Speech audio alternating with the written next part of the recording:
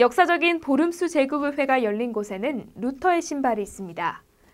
루터는 이곳에서 주여 제가 여기에 있으니 도와주소서 라며 담대하게 외친 곳입니다. 이곳은 보름수 제국의회가 열렸던 보름스 대성당 근처의 한 공원입니다.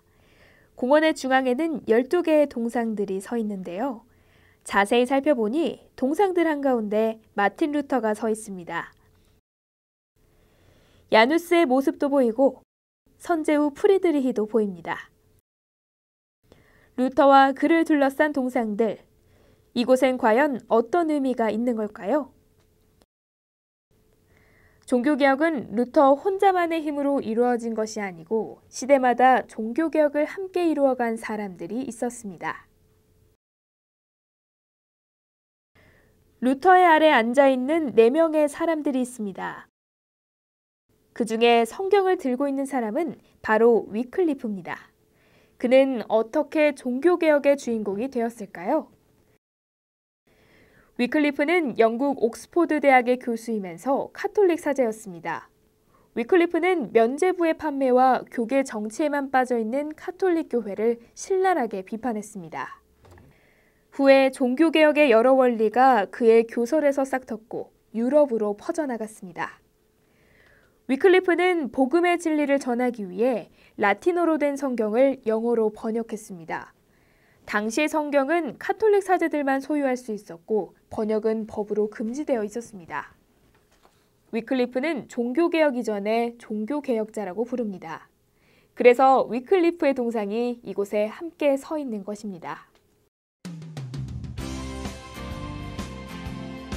아쿨라 연합 감리교의 순례단은 12개의 동상들 중 또 다른 주인공 야누스를 만나러 체코의 프라하에 왔습니다. 동유럽의 보석이라고 부르는 프라하. 한국인이 가장 가보고 싶어하는 관광지로 뽑힐 만큼 인기가 높습니다.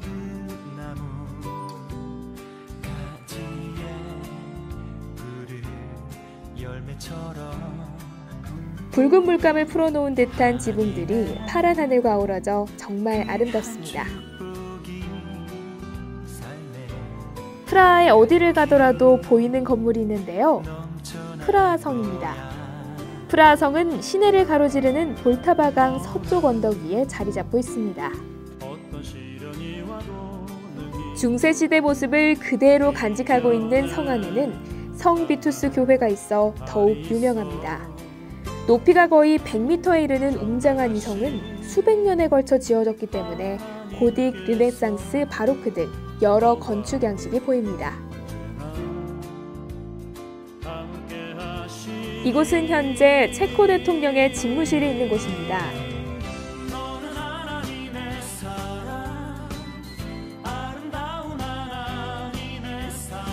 마침 군의병들의 근무교대식이 있었는데요.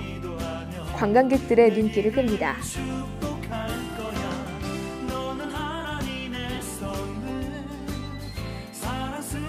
이곳은 황금소로입니다. 16세기 프라하성에 연금술사들이 모여 살면서 붙여진 이름인데요. 골목이 정말 아름답습니다.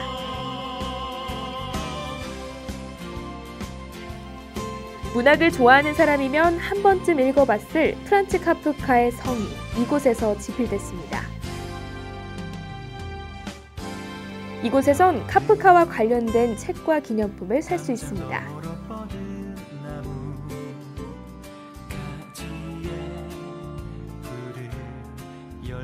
성 비투스 교회에서 구시가지로 가는 길입니다. 곳곳이 문화재이고 건물 하나하나가 예술입니다.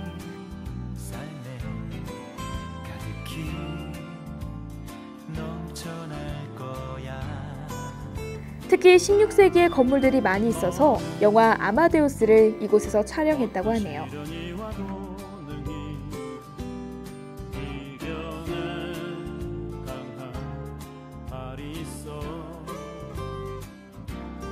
이곳은 바칠라프 광장인데요.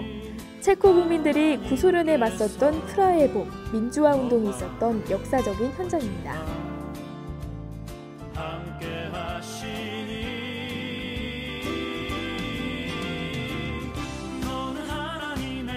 프라하면 빼놓을 수 없는 곳이 카를교입니다.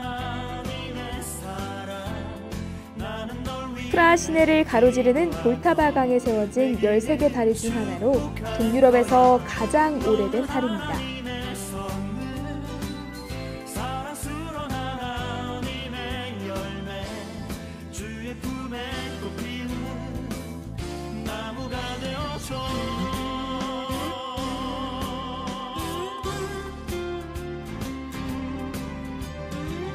이곳엔 항상 관광객들이 차고 넘칩니다.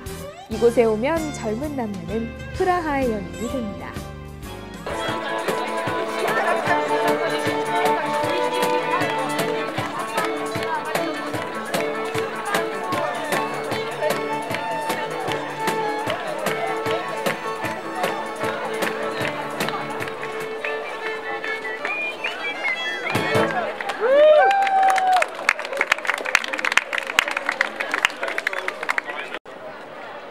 카를교를 지나 구시가지로 들어오면 또 하나의 명소가 있는데요. 바로 천문시계입니다. 옛날 시청사에 설치된 이 천문시계는 4시간 정각이면 작동을 합니다. 오른쪽 해골이 움직이기 시작하면 그 뒤로 그리스도의 12사도를 그리는 영이 나타납니다. 그런 후 황금색 닭이 옵니다. 인생의 무상함을 담은 것이라고 합니다. 위에는 천동설의 원리에 의해 해와 달 천체의 모습을 그려놨습니다. 그런데 이곳 현지인들이 관광객들을 대상으로 전도 활동을 하고 있습니다. 힌두교인지 이슬람인지는 잘 모르겠지만 포교하기 위해 전단지를 나눠주고 있습니다.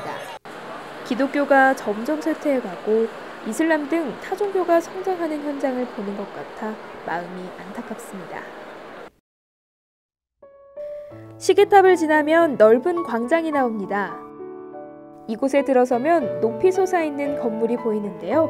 틴성당입니다. 80m 높이 이르는 성당의 첨탑이 너무 아름답습니다. 어릴 적 읽었던 동화책 속에 나오는 성들을 이곳에 옮겨놓은 것 같습니다. 프라하는 중세 유럽의 모습을 그대로 간직한 박물관이자 동화 같은 풍경을 지니고 있는 도시입니다. 광장의 다른 한편에는 동상이 하나 서 있는데요. 야누스의 동상입니다. 야누스는 체코 사람들이 가장 존경하고 자랑스러워하는 인물입니다. 민족의 영웅인 야누스는 종교개혁가이자 독립투사입니다.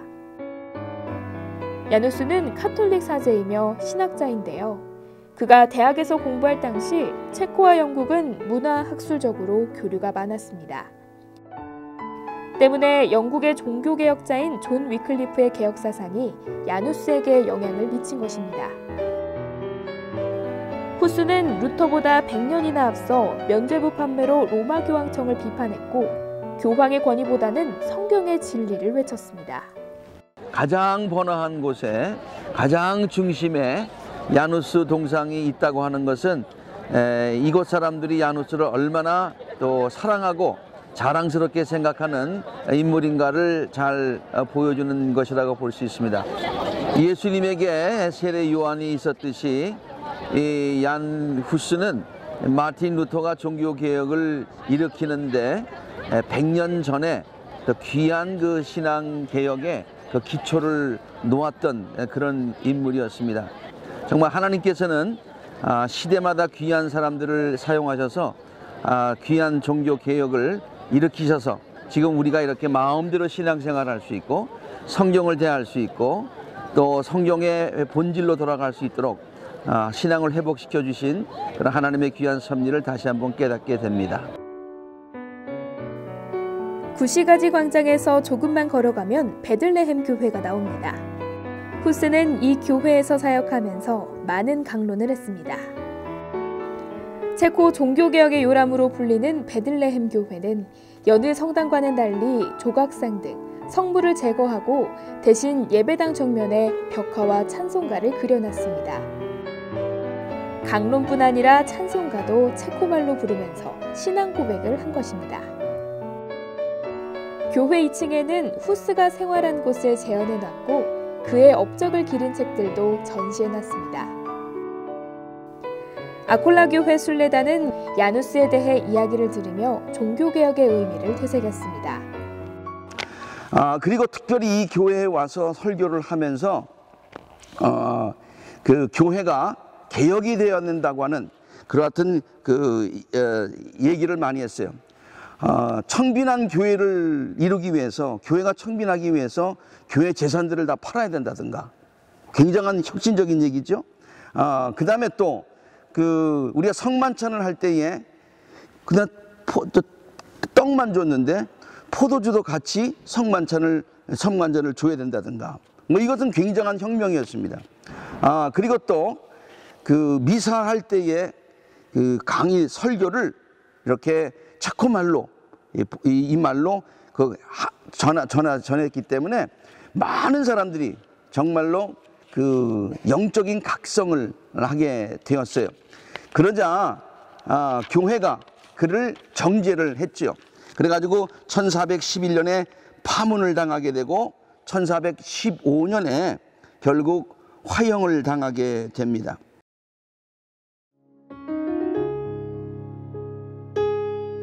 순례단은 독일 마인츠에 왔습니다. 이곳은 금속 활자를 발명한 구텐베르크의 고향입니다. 광장 주위로 카페들이 불을 밝히고 있습니다. 이곳에서 독일 사람들은 어떤 이야기를 나누고 있을까요? 루터가 반박문을 붙인 후 그의 반박문은 곧바로 인쇄되어 온 유럽에 퍼졌습니다. 금속 활자를 이용한 인쇄술이 발명되었기 때문이죠. 금속 활자를 발명한 구텐베르크. 그는 종교개혁의 숨은 공로자입니다. 뮤지엄에 어둠이 내리자 활자들이 마치 춤을 추는 듯한 쇼가 펼쳐집니다. 벽면에는 금속 활자의 모형이 새겨져 있습니다. 뮤지엄 입구에는 기념품 상점이 있는데요. 그가 발명한 인쇄술로 찍어낸 성경의 복제본이 눈길을 끕니다. 그의 인쇄술의 발명으로 필사되던 성경이 대량으로 인쇄되게 되었습니다. 이로 인해 일반 사람들도 비로소 성경을 읽을 수 있게 되었습니다.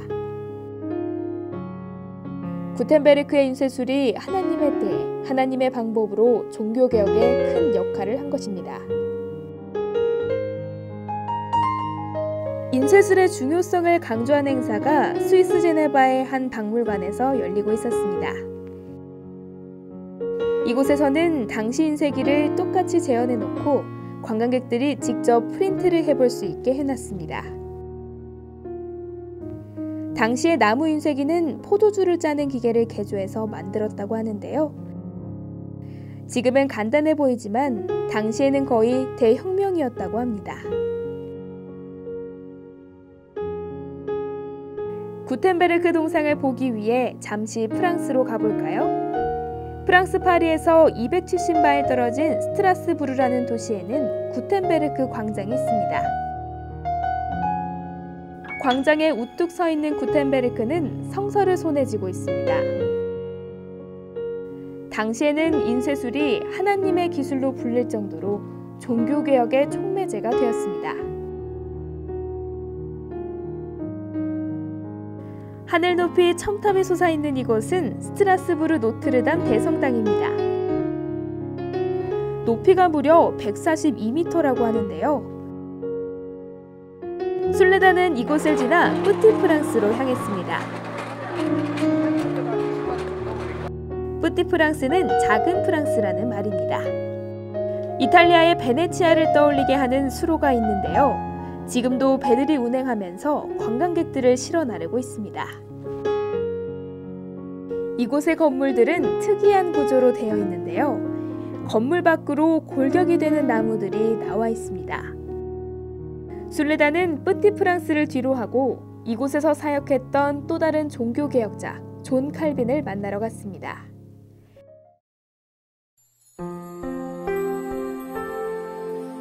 칼빈은 루터보다 25년 정도 후에 종교개혁을 위해 힘썼습니다. 이 골목 안에 있는 피난민 교회에서 그가 사역을 했습니다. 이 교회는 카톨릭 교회의 탄압을 피해 이주한 교인들을 위해 생긴 공동체입니다. 칼빈은 스트라스부르의 종교개혁자로 불리는 마틴 부처의 초청으로 이곳에서 목회를 하게 되었는데요.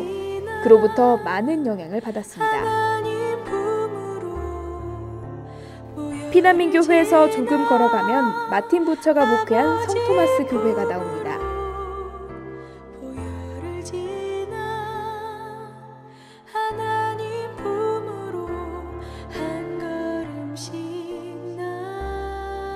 이 교회는 설교단 대신 강대상이 앞에 나와 있는데요.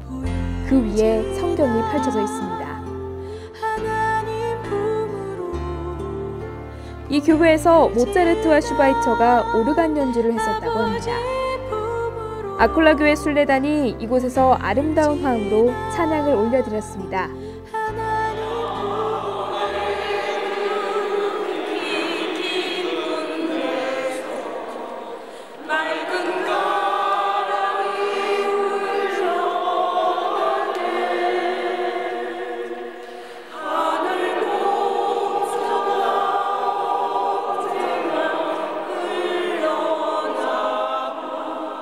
이 땅에 하늘의 평화가 가득하기를 소원합니다. 칼빈은 이곳에서의 사역을 마치고 스위스 제네바로 돌아갑니다. 권력을 잡은 시민들이 카톨릭 교회를 몰아내고 칼빈을 다시 청빙한 것입니다.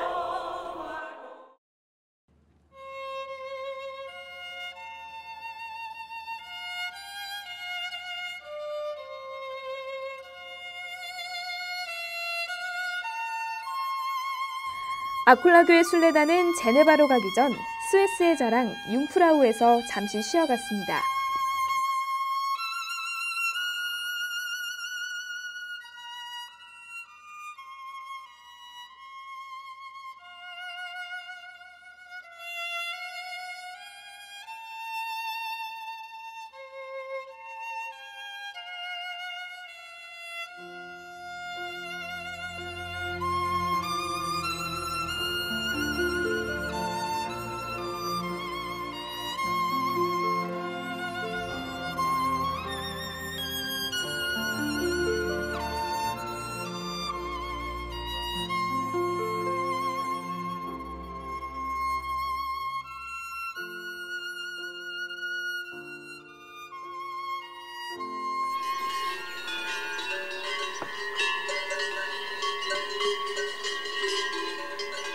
원앙 소리인데요. 참 듣기에 좋습니다. 아침이면 이렇게 소들에게 풀을 먹이러 초원지대로 이동을 합니다.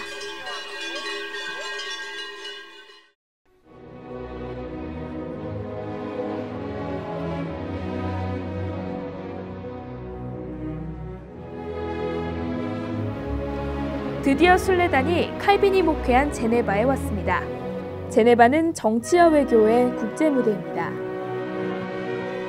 국제적십자본부, 국제연합 유럽본부, 세계교회협의회 등 주요 국제기관의 본부가 많이 있습니다.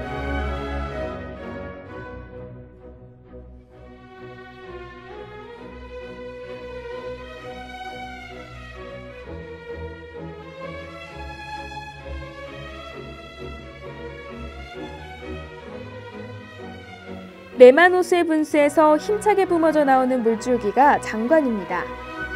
순례단이 호숫가에 설치된 공공 피아노를 치며 함께 주님을 찬양했습니다.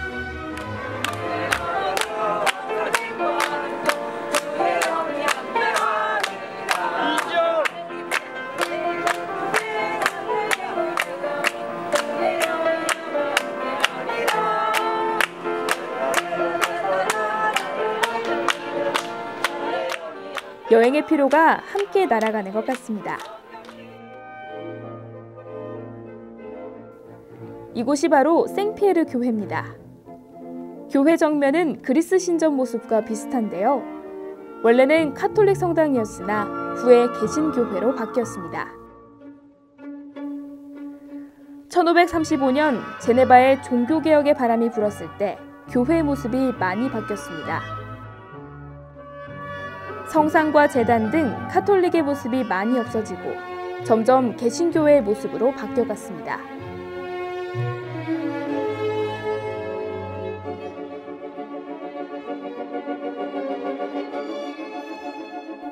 16세기 중엽, 이곳에서 많은 개신교인들이 예배하고 기도한 작은 예배당입니다.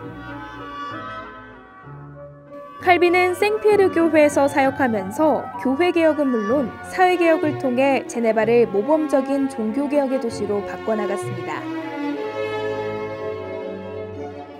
칼빈은 지도자 양성을 위해 제네바 아카데미를 세웠는데요. 후에 제네바 대학이 됩니다.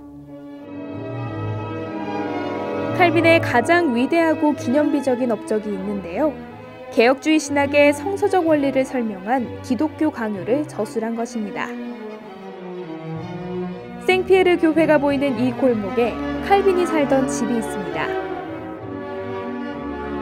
1564년 하나님의 부르심을 받는 날까지 20여 년을 이곳에서 살았습니다. 그의 무덤은 제네바 국립묘지에 있는데요. 그의 유언에 따라 비석도 없이 단촐하게 단장되어 있습니다. 생피에르 교회에서 멀지 않은 곳에 위치한 바스티온 공원입니다. 종교개혁 400주년을 맞아 이곳에 종교개혁자 기념동상을 세워놨습니다. 이 기념물은 길이가 100m, 높이가 10m에 이를 정도로 거대한데요. 이곳에는 칼빈을 비롯해 낙스, 베즈 등이 부조되어 있습니다. 칼빈은 종교개혁의 2세대로서 1세대인 루터와 쯔빙글리의 신학사상을 보다 구체화하는 데 큰 역할을 했습니다. 칼빈주의는 존 낙스에 의해 더욱 발전해 장로교의 근간을 이뤘습니다. 이 일은 칼빈의 혼자 힘으로 할 수 없었고 합력하여 선을 이룬 것입니다. 종교개혁은요, 마틴 루터에 의해서 처음 시작된 것이 아니었습니다. 그전에도 종교개혁의 불길은 여러 차례 일어났었지요. 그런데 마틴 루터 때에 유럽 전체에 종교개혁의 불이 산불이 퍼지게 된 것입니다. 그 전에도 지역적으로 종교개혁의 불길들이 있었습니다. 대표적으로 마틴 루터가 종교개혁을 일으키기 전 150년 전에 영국에서 존 위클리프라고 하는 사람이 종교개혁을 일으켰었죠. 그런데 그때는 이렇게 유럽 전체로 퍼지지 못했었습니다. 그리고 또 그 존 위클리프 이후에 50년 후에 체코의 얀 후스가 그곳에서 또 한 번 종교개혁의 산불을 낸 적이 있습니다. 그런데 그것이 유럽 전체로 퍼지지 못했었죠. 캐톨릭 교회의 영향에 유럽 전체가 깊이 젖어 있었기 때문에 불이 번지지 못하게 된 것이죠. 그러나 마틴 루터 시대에는 모든 상황이 바뀌었습니다. 하나님의 때가 된 것입니다. 그동안 하나님께서 유럽 전체의 종교개혁의 그 불길이 번질 수 있도록 여러 가지 상황을 만들어 주셨습니다. 그 대표적으로 인쇄술의 발달이라고 볼 수가 있겠죠. 마틴 루터보다 100년 전에 그 구텐베르그라고 하는 사람이 인쇄술을 발명했는데 마틴 루터 시대 때쯤 되면은 이제 인쇄술이 상당히 발달되어서 이제 많은 사람들에게 이렇게 보급할 수 있는 그러한 그것이 되었습니다. 요새 말로 얘기하면 SNS라고도 볼 수가 있겠죠. 2주 만에 독일에 퍼지고 2달 만에 유럽에 퍼지게 되고 마틴 루터가 번역한 성경이 많이 보급되게 되는 결정적인 역할을 했던 것입니다. 하나님께서 이렇게 100년 전에 구텐베르그를 통해서 이렇게 종교개혁을 준비해 주셨다. 하나님의 방법이지요. 그 다음에 또 하나님께서 그 하나님의 마틴 루터 때에 종교개혁을 다 일으키게 유럽 전체로 번져나가게 한 그와 같은 하나님이 하신 일 가운데 또 뭐가 있냐면은 종교개혁 그 당시에 전반적으로 번져 있었던 교황과 캐톨릭 교회에 대한 불만을 둘 수가 있을 것입니다. 교황에 대해서 불만이 많아졌지요. 그리고 교회에 대한 불만도 많아졌습니다. 특별히 그 보통 민간인들보다 특별히 그 왕들과 그리고 또 제후들, 성주들에게 불만이 이렇게 많이 퍼져 있었습니다. 좋은 예로 보름수 종교회의가 끝나고 난 다음에 1521년에 이제 마틴 루터를 추방을 하고, 마틴 루터가 이제 생명의 위협을 느끼게 되자 그 영주 프레드리 현제라고 하는 그 사람이 그 바르트부르크 성으로 마틴 루터를 피신시켜 주지요. 근데 그 전에는 가능했던 일이 아닙니다. 얀 후스나 뭐 위클리프 시대에는 그런 일이 가능하지 않았었죠. 그런데 전반적으로 퍼져 있었던 교회에 대한 불만, 황제에 대한 불만, 이런 것들이 힘만 있으면은 이렇게 그 저항하려고 하는 어떤 분위기가 번져 있었기 때문에 마틴 루터가 그렇게 보호를 받을 수가 있었던 것입니다. 하나님은 마틴 루터 때에 하나님의 때가 된 것이고, 그 때를 위해서 하나님은 많은 것들을 이렇게 준비하셔서 마틴 루터가 작은 도시에서 작게 일으켰던 불씨지만은 그것을 유럽 전체로 번지게 하는 그 같은 놀라운 일을 하셨던 것입니다. 마틴 루터가 한 것이 아니라 하나님이 하나님의 때에 하신 것이지요. 종교개혁 500주년을 맞은 오늘, 교회는 점점 쇠퇴해지고 오히려 사회의 지탄을 받고 있습니다. 하나님께서는 왜 침묵하고 계신가 하며 안타까워합니다. 그러나 하나님께서는 살아계셔서 지금도 일하고 계신다는 것을 우리는 분명히 알고 있습니다. 하나님께서 피로 값주고 사신 교회를 다시 부흥시키고 세상을 변화시키기 위해 지금도 역사하신다는 사실을 믿습니다. 하나님은 각 시대마다 하나님의 사람들을 부르셨습니다. 그리고 그들로 하여금 귀한 일들을 이루게 하셨습니다. 이 믿음이 우리에게 큰 소망을 주고 우리의 신앙을 더욱 깊게 합니다. 이것이 우리가 500년 전 종교개혁 운동의 역사를 통해 배우고 깨닫는 귀한 교훈이요 진리입니다.